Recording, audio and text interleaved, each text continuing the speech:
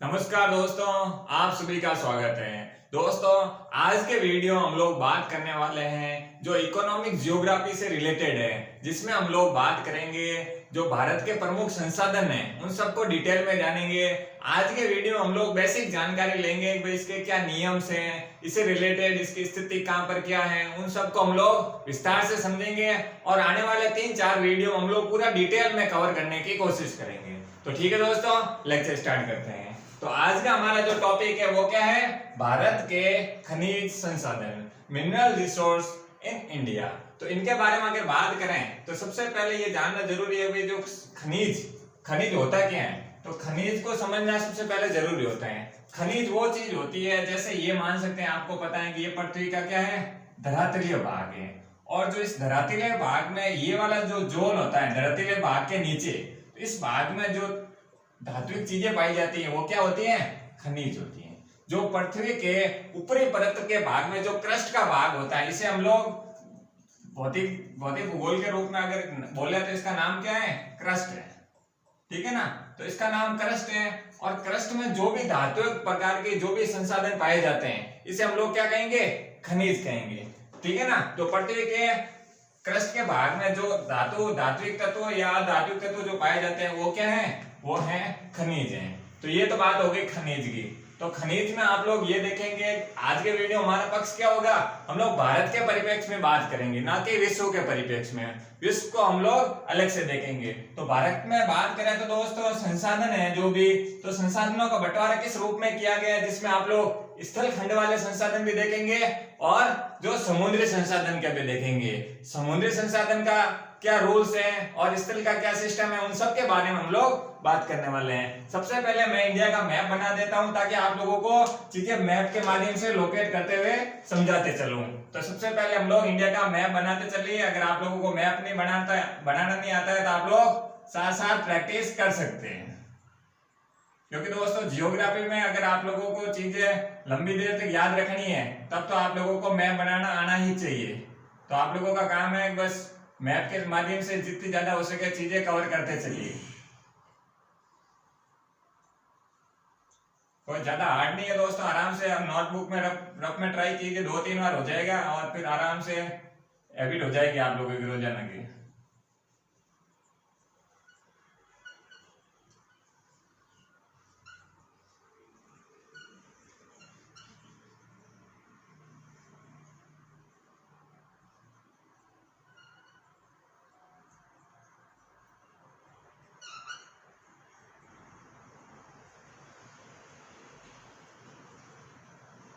ये लो मैप बन गया अब।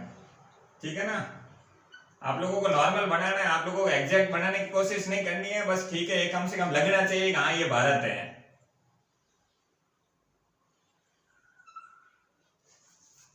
ठीक है ना? मैं इसको थोड़ा सीधा कर देता हूं।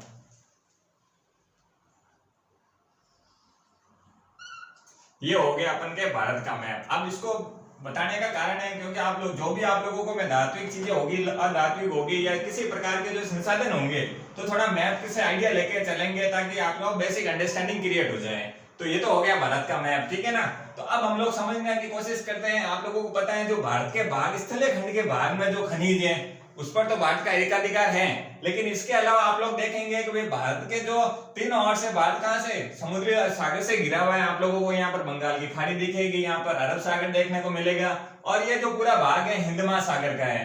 तो ऑब्वियसली एक आप स्थल खंड के अलावा भी तो कुछ ना कुछ रूल होंगे ना। यहाँ पर आप लोगों को दूसरे देश देखेंगे, या इसके अलावा जो भारत के पड़ोसी देश है या जितनी भी वर्ल्ड में कंट्रीज है, तो उसमें आपस में क्या होता है? कॉम्पिटिशन होता है कि भाई जैसे ये तो आप लोगों का घर है, लेकिन घर के बाहर अगर मान लो कुछ ऐसी चीजें हैं जिस पर किसका अधिकार होना चाहिए, क्योंकि उसके भी तो रूल्स रेगुलेशन जरूरी है। नहीं तो आप लोगों के पड़ोस में कोई भी आकर बैठ जाएगा, बोलेगा कि ये हमारे संसाधन है। तो उसके लिए क्या किया गया? उसके लिए जो स्थल खंड के भाग पर तो सबको पता है कि ये हमारा हक है, लेकिन जो समुद्री अधिकार है, समुद्र के अंतर्गत आप लोगों को पता है मोस्टली बहुत सारे संसाधन होते हैं, तो उसके लिए कानून बनाया गया। जब इस प्रकार की लड़ाई स्टार्ट हुई थी, भाई संसाधनों का, एक दूसरे के संसाधनों का अतिक्रमण स्टार्ट हुआ, तो उसके लिए संयुक्त राष्ट्र संघ ने, किसने? संयुक्त राष्ट्र संघ ने, संयुक्त राष्ट्र ने 1982 में संयुक्त राष्ट्र ने इसका समाधान करने के लिए क्या किया? संयुक्त राष्ट्र ने 1982 में एक समझौता बनाया जिसका नाम क्या था? UNCLOS।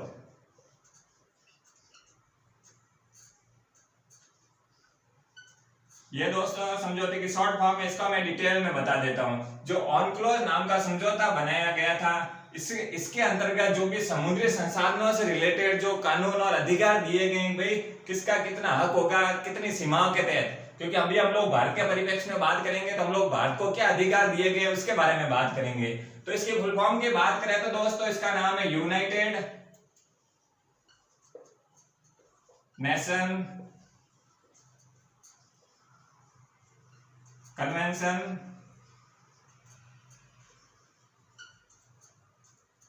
On law of the sea. तो ये जो फुल फॉर्म है UNCLOS की, तो आप लोग इसको शॉर्ट में आराम से समझ सकते हैं कि भाई समुद्री संसाधनों से रिलेटेड जब लड़ाइयां हो रही थी एक दूसरे देश के जो सीमाओं के आसपास के इलाकों में लड़ाइयां होती थी, तो उसके समाधान के लिए 1982 में संयुक्त राष्ट्र ने एक समझौता क्रिएट किया है सभी देशों को मिलाकर। ये इसमें सभी देश शामिल थे ऑलमोस्ट, उन सबको बुलाया और एक बैठक की। उस समझौता का नाम था united nation convention on the law of the sea, ठीक है ना। तो ये तो जो समझौता था, अब इसके तहत क्या किया गया, हम लोग भारत की बात करें, इसमें यह कहा गया था कि जो भारत अपने संसाधन का कहां तक, समुद्री इलाका, जैसे ये भारत के तटीय सीमा है, ठीक है ना। अभी मैं अंदर समुद्री इलाकों से ही बात कर रहा हूं, तो आप लोगों को पता है कि ये वाला भाग है जो समुद्र के आसपास के इलाकों में आता है, उत्तरी भाग में दूसरी कंट्रीज आ जाती हैं। तो यहां से मैं बात करूं तो आप लोगों को पता है ये क्या कौन सा भाग है, भारत के तटीय इलाकों से, तटीय भाग से यहां तक, मतलब ये है लगभग 200 मील।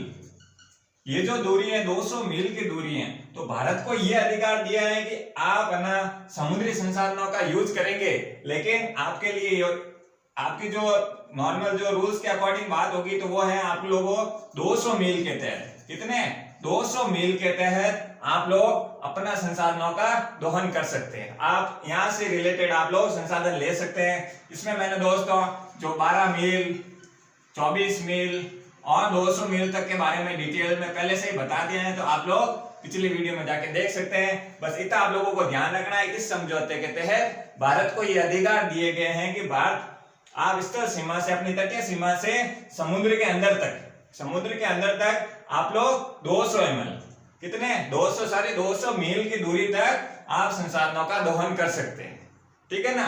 इसको डिटेल में मैंने पहले ही बता दिया है, तो आप लोग प्लेलिस्ट में आप लोगों को वीडियो मिल जाएगा, आप वहां से देख सकते हैं, ठीक है ना। तो ये तो बात हो गई। अब भारत को पता चल गया है भाई मुझे समुद्री संसाधनों का कौन कौन से संसाधन या किस लिमिट के माध्यम से, क्योंकि उसका कानूनी अधिकार है 200 मील तक उसे अथॉरिटी दी गई है। कोई भी दूसरा देश आकर अगर किसी प्रकार की कोई जबरदस्ती करता है, या भारत अगर दूसरे देश अगर परमिशन के माध्यम से ले, तो भारत उस पर टैक्स के माध्यम से भी उसको परमिशन दे सकता है। मतलब अधिकार किसका होगा, भारत का होगा, ठीक है ना। कितनी दूरी है, वो है 200 मील तक। ये आप मान सकते हैं, आप लोगों को पता है कि भाई ये जो समुद्री इलाका है ये आप लोगों को कुछ यहाँ तक देखने को मिलेगा, ठीक है ना। तो इस जो एरिया है 200 मील का, तो इसमें भारत क्या समुद्री संसाधनों का दोहन का अधिकार है, ठीक है ना। ये आप लोगों का स्टोरी है दोस्तों, समझ में आ गई होगी, क्योंकि UNCLOS के बारे में काफी क्वेश्चन बन चुके हैं, तो आप लोगों को ध्यान रखना होगा। तो ये तो बात हो गई कि भाई समुद्री संसाधनों से रिलेटेड, ठीक है ना।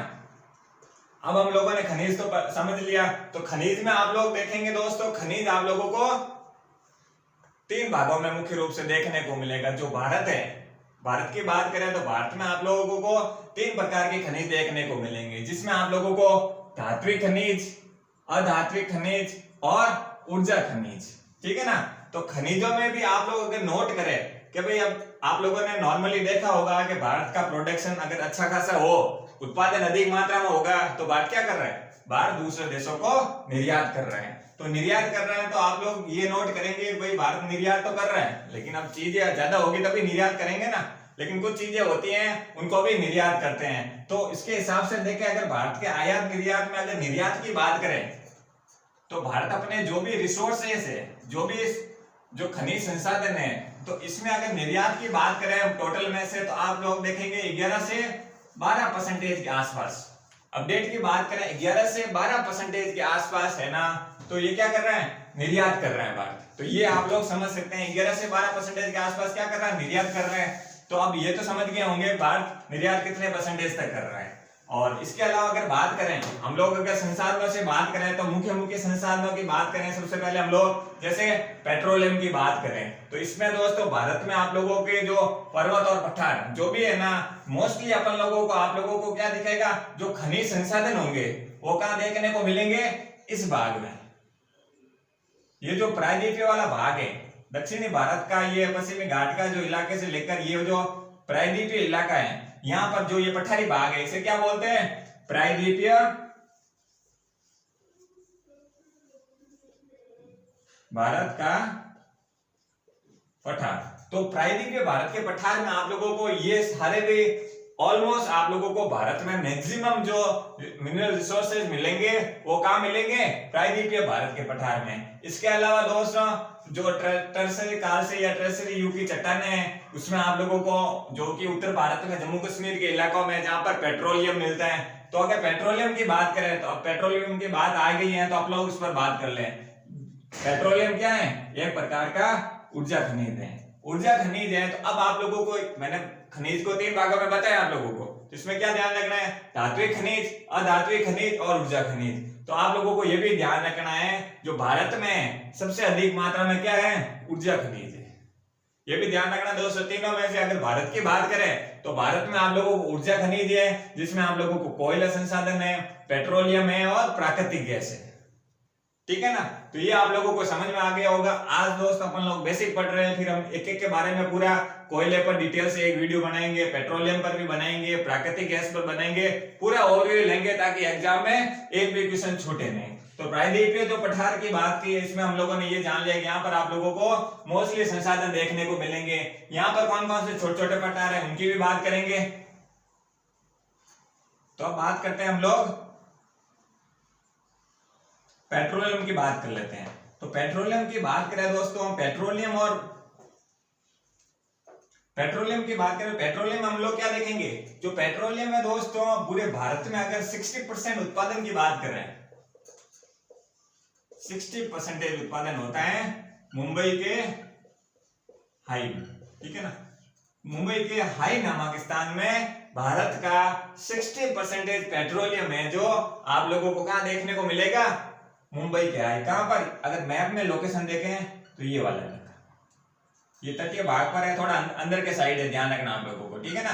जो मुंबई हाई है तटीय इलाका पर है, कहां पर है, तटीय भाग पर। जो तटीय भाग पर है ये जो मुंबई हाई है, यहाँ पर आप लोगों को 60% के आसपास आप लोगों को पेट्रोलियम उत्पादन देखने को मिलेगा। तो ये तो आप लोगों को समझ में आ गया हो। बाकी आप लोगों को दोस्तों अलग अलग जगह पर या अगर दूसरी बात करें, दूसरे नंबर पर आप लोगों को जो आप लोगों को ये कृष्णा और गोदावरी वाला इलाका है, कौन सा, कृष्णा और गोदावरी बेसिन, कृष्णा और गोदावरी,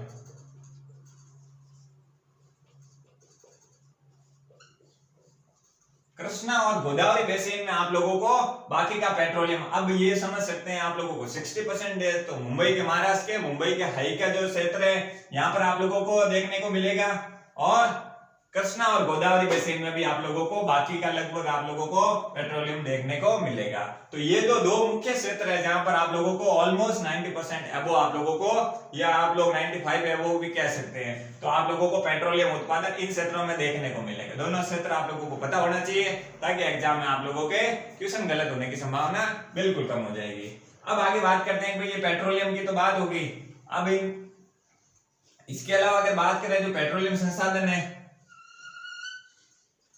तो ये तो हम लोगों ने बात कर ली पेट्रोलियम की। इसके अलावा मुख्य संसाधनों में अपन लोग क्या देखते हैं कि भाई भारत के ऐसी कौन कौन सी जगह है जहां पर धात्विक और धात्विक जो भी है वो आप लोगों को देखने को मिलते हैं। इन सब खनिजों की बात करें तो खनिजों हम लोग जैसे देखते हैं कि भाई जो तांबा है, अगर तांबे की बात करें, क्योंकि अभी हम लोग नॉर्मल बात कर रहे हैं, तो तांबे की सबसे पहले हम लोग लोह धातु की बात कर लेते हैं। लोह धातु में हम लोग जैसे देखते हैं कि भाई लोह अयस्क है, क्या है, लोह अयस्क। जो लोह अयस्क होते हैं इसकी अगर उत्पत्ति की बात करें आप लोगों को मैक्सिमम कहां देखने को मिलेगा, कि भाई जो भारत है, अभी हम लोगों ने पेट्रोल के बारे में बात की तो हम लोगों को पता चला कि 60% मुंबई के हाई में है, ठीक है ना। तो अब बात करते हैं लो आईएस की। तो लो आईएस की बात करें तो आप लोगों को उड़ीसा में आप लोगों को मैक्सिमम उत्पादन देखने को मिलेगा, ये ध्यान रखना। उड़ीसा और झारखंड का इलाका, जो उड़ीसा और झारखंड का इलाका में जो आप लोग छोटा नागपुर का पठार, क्या नाम है, छोटा नागपुर का जो पठार है, यहाँ पर अगर हम लोग बात करते हैं कि ये इलाका कहां पर है, ये इलाका है, ठीक है ना। महानदी और दामोदर नदियों के आसपास का जो इलाका है, ठीक है ना। तो इस क्षेत्र की बात करें, छोटा नागपुर पठार के इलाका में, जहां पर उत्पादन की मैक्सिमम प्रोडक्शन की बात करें तो आप लोगों को लो आईएस की, ठीक है ना, लो धातु की आप लोगों को कहां पर चीजें मिलेगी मैक्सिमम, उड़ीसा में। और ये इसका जो क्षेत्र फैला हुआ है, एरिया है जो छोटा नागपुर पठार में, जैसे झारखंड के आसपास का हो जाएगा, कुछ इलाका आप लोगों को छत्तीसगढ़ में भी देखने को मिलेगा। तो ये चीज आप लोगों को ध्यान रखनी है दोस्तों। पूरा डिटेल में हम लोग अलग से पढ़ेंगे, फिर भी हम लोग एक बेसिक जानकारी ले रहे हैं। तो एक अपन लोगों को धात्विक और ऊर्जा खनिज कौन कौन सी होती है उसके बारे में बेसिक जानकारी ले रहे हैं, ठीक है ना। तो ये तो बात हो गई लो धातु की, जिसमें हम लोगों ने जाना कि छोटा नागपुर की पठार की स्थिति ये है और यहाँ उड़ीसा में सबसे ज्यादा प्रोडक्शन होता है, ठीक है ना। तो अगर मैग्नीज की बात करें तो मैग्नीज भी आप लोगों को कहां पर देखने को मिलेगा, मैक्सिमम उड़ीसा में, ठीक है ना। इसके बारे में जो भी दोस्तों करंट आंकड़े हैं उस पर मैं जैसे ही इसको पर्टिकुलर जैसे एक एक करके लो धातु को, मैग्नीज है, तांबा, एलाइड, सबके बारे में बात करूंगा ना, जो करंट अपडेट है वर्ल्ड के परिप्रेक्ष्य में भी डाल दूंगा और इंडिया के परिप्रेक्ष्य में स्टेट वाइज आप लोगों को प्रॉपर अभी लेटेस्ट वाले 2020-21 के ये आंकड़े हैं उनके बारे में मैं आप लोगों को जरूर बताऊंगा, ठीक है ना। अभी आप लोग नॉर्मल चीजें साथ साथ पढ़ते रहिए। ये तो आप लोग लो धातु में कौन कौन सी चीजें देखेंगे, एक तो लो आईएस हो गया, ठीक है ना।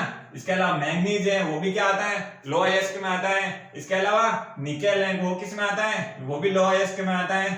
और उसके बाद क्या है, कोबाल्ट भी किस में आता है, लो आईएस में आता है। तो आप लोगों को ये ध्यान रखना चाहिए, वन लाइनर एग्जाम होंगे तो आप लोग जैसे एसएससी हो, एनटीपीसी हो, जो एमटीएस के एग्जाम होते हैं, तो उसमें आप लोगों को कई बार पूछ लेते हैं कि जो धात्विक में लो धातु और अलो धातु में अगर पूछे तब आप लोगों को पता होना चाहिए लो धातु में जो इस प्रकार की धातुएं आती है, ठीक है ना। अगर बात करें अलो धातु की तो अलो धातु में कौन कौन से आते हैं, अलो धातु में आता है तांबा है, जो किसमें आता है, एक प्रकार का लो धातु नहीं है, वो क्या है, अलो धातु है, ठीक है ना। इसके अलावा अलो धातु में आप लोगों को लेड देखने को मिलेगी, इसके अलावा टिन देखने को मिलेगा और बॉक्साइट देखने को मिलेगा। तो ये तांबा, लेड, टिन और बॉक्साइट है। इसके अलावा बहुत सारे हैं बट जो मुख्य रूप से वो मैं बता रहा हूं आप लोगों को, ये याद रखेंगे तो आप लोग आराम से क्वेश्चन को एलिमिनेट कर पाएंगे। तो अगर तांबे की बात करें, कुछ तांबे की बेसिक जानकारी ले लेते हैं। अगर तांबे की बात करें तो तांबे का जो मैक्सिमम उत्पादन होता है दोस्तों, अधिकतम मात्रा में अगर भारत के किस राज्य में होता है, ऐसे सवाल आ जाए तो वो है एमपी, मध्य प्रदेश में। जो मध्य प्रदेश में कौन सी, बालाघाट की चट्टानें हैं, कौन सी चट्टानें, बालाघाट की चट्टानें हैं। आप लोगों को यहाँ पर तांबे की मैक्सिमम उत्पादन को देखने को मिलेगा। मैक्सिमम कितना मान सकते हैं, लगभग 52% के आसपास बालाघाट की चट्टानें हैं। यहाँ पर आप लोगों को अधिकतम मात्रा में क्या मिलेगा, तांबा मिलेगा। अगर दूसरे नंबर पर बात करें तो अपन के राजस्थान की बात करते हैं, तो 48% जो तांबा है आप लोगों को राजस्थान में। ये जो लोकेशन है राजस्थान में, खेतड़ी नामक स्थान में आप लोगों को मोस्टली क्या देखने को मिलेगा, तांबे का उत्पादन। तो एक नंबर पर कौन सी, इन सब के बारे में और भी जानेंगे दोस्तों, इसलिए आप लोगों को सिर्फ बेसिक जानकारी बता रहा हूं और लोकेशन बता रहा हूं कहां पर क्या है, ठीक है ना। तो तांबे का पहले स्थान पर कौन सा है, मध्य प्रदेश, और दूसरे स्थान पर कौन है, राजस्थान। राजस्थान में कितना प्रोडक्शन होता है, 48%। क्लियर हो गया। तो ये तो बात हो गई भाई, तांबे की बात हो गई। अब आगे बात करते हैं कि भाई बॉक्साइट की बात कर लेते हैं, ये भी इंपॉर्टेंट है। तो बॉक्साइट की बात करें तो बॉक्साइट का जो मैक्सिमम उत्पादन होता है तो ये आप लोगों को कहां देखने को मिलेगा, उड़ीसा में। अगर पूछ ले बॉक्साइट का मैक्सिमम उत्पादन कहां पर होता है तो वो कहां पर है, उड़ीसा में। बस इतना ध्यान रखना है। बॉक्साइट के बारे में हम लोग अलग से पर्सनल वीडियो में पूरी डिटेल जानेंगे, पूरा विस्तार से समझेंगे और करंट के जो भी आंकड़े होंगे उसमें ऐड करते हुए चलेंगे, ठीक है ना, विशेषताओं के साथ। तो ये तो बात हो गई, हम लोगों ने लो धातु और अलो धातु, जो धात्विक भाग था उसमें देख लिया था। अब अधात्विक भाग में आते हैं। अधात्विक भाग में हम लोग देखने की कोशिश करते हैं। सबसे पहले अभ्रक, पहले देख लेते हैं कौन कौन सी चीजें आती है अधात्विक में। अधात्विक में जिसमें धातु का अवशेष नहीं होता है। तो अधात्विक में कौन कौन से आता है? एक अभ्रक आता है, लवण पोटास, सल्फर, ग्रेनाइट, चूना पत्थर, संगमरमर और बलुआ पत्थर। ये किस में आते हैं? ये आते हैं अधात्विक खनिज में। ठीक है ना, जो अधात्विक संसाधन होते हैं उसमें ये सारी चीजें आते हैं। अगर बात करें अभ्रक, अभ्रक इंपॉर्टेंट इसलिए हो जाता है, इसके डिटेल में भी बात करेंगे, लेकिन कुछ चीजें आप लोगों को इसके बारे में बता देता हूं। अभ्रक है जो आप लोगों को मैक्सिमम आप लोगों को कहां देखने को मिलेगा? बस सबसे पहले ये ध्यान रखना है कि जो मैक्सिमम है इसका उत्पादन आप लोगों को कहां? झारखंड के छोटा नागपुर पठार में देखने को मिलेगा। मैक्सिमम उत्पादन किस राज्य से संबंधित है? झारखंड है। ठीक है ना, और अगर लोकेशन की बात करें भाई कौन सा पठार है वहां पर है छोटा नागपुर का पठार। क्लियर हो गया? हम लोग और कौन कौन से पठार है उनके बारे में भी बात करेंगे, लेकिन अभी हम लोग जिस प्रकार एक एक करके पढ़ रहे हैं तो उन सबको थोड़ा नॉर्मल वे में बेसिक जानकारी लेने की कोशिश करते हैं। तो ये तो बात हो गई झारखंड में है जो अभ्रक होता है। बट एक चीज ये भी ध्यान रखना है, जो अभ्रक के उत्पादन में अगर वर्ल्ड के परिप्रेक्ष्य में बात करें तो भारत का क्या है? पहला स्थान। क्या है? भारत है जो पहले स्थान पर आता है। तो ये आप लोगों को समझ में आ गया होगा। ठीक है ना, इसके अलावा आप लोग बात करते हैं ऊर्जा खनिज की। ऊर्जा खनिज में हम लोग पेट्रोलियम के बारे में जान लिए हैं। कोयले में आप लोग देखेंगे कोयले के 4-5 प्रकार होते हैं, एंथ्रासाइट है, लिग्नाइट है। ठीक है ना, तो इन सब के बारे में अगर 4-5 प्रकारों को हम लोग जैसे कोयले वाले भाग में आएंगे तो पूरा डिटेल में जानेंगे। तो कोयला आप लोगों को कहां पर देखने को मिलेगा?